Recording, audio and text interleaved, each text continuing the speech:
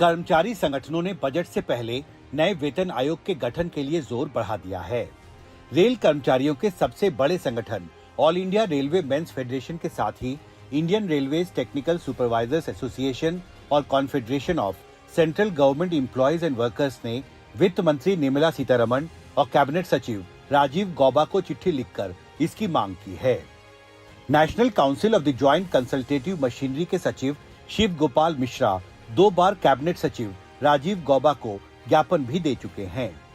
हमने उनसे कहा है कि अब 8 साल से ज़्यादा हो गए हैं और जो भी पे कमीशन आता है वो 1-2 साल घूमने फिरने में, अध्ययन करने में, मेमोरेंडम लेने में, चीज़ों को समझने में लगाता है। तो ये हाई टाइम है कि अब 8वें वेतन आयोग की घोषणा हो जानी चाहिए। कैबिनेट ने कहा है कि बात सही है आपकी, लेकिन हम समय आने पर निश्चित तौर पर इस पर विचार करेंगे।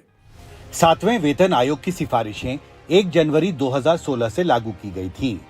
कर्मचारी संगठनों का मानना है कि पिछले 8 वर्षों में सरकारी कामकाज के तरीकों में काफी बदलाव हुआ है, अर्थव्यवस्था का विस्तार हुआ है, जीडीपी बढ़ी है और महंगाई भी बढ़ रही है। ऐसे में कर्मचारी संगठन मानते हैं कि 8वें वेतन आयोग का गठन बेहद जरूरी हो गया है। जो हमारा रेलवे का जो कर्मचारी है वो देश का सुरक्षा का काम करते हैं, इतना लोगों को एक जगह से दूसरी जगह लेके जाते हैं। तो महामंत्री जी का कहना यही है कि हमारा जब तक हमारा कर्मचारी जो है वो घटाते जाएंगे अगर रेलवे, तो हम कैसे सुरक्षा दे पाएंगे। सेफ्टी के ऊपर हम लोग बहुत ध्यान दे रहे हैं, सब लोग कर्मचारियों को भी ध्यान दे रहे हैं। ऐसे स्टिल इम्प्रूवमेंट होना चाहिए। कर्मचारी संगठनों की मांगों में एक अहम मांग पुरानी पेंशन व्यवस्था को फिर से लागू करने की भी है।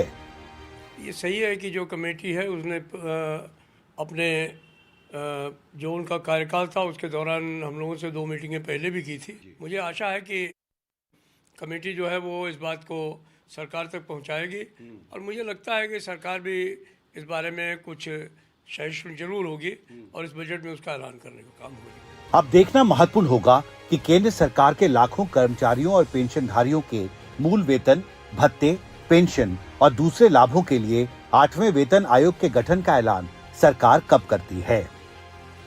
दिल्ली से कैमरा पर्सन अशोक महाले के साथ हिमांशु शेखर, एनडीटीवी इंडिया।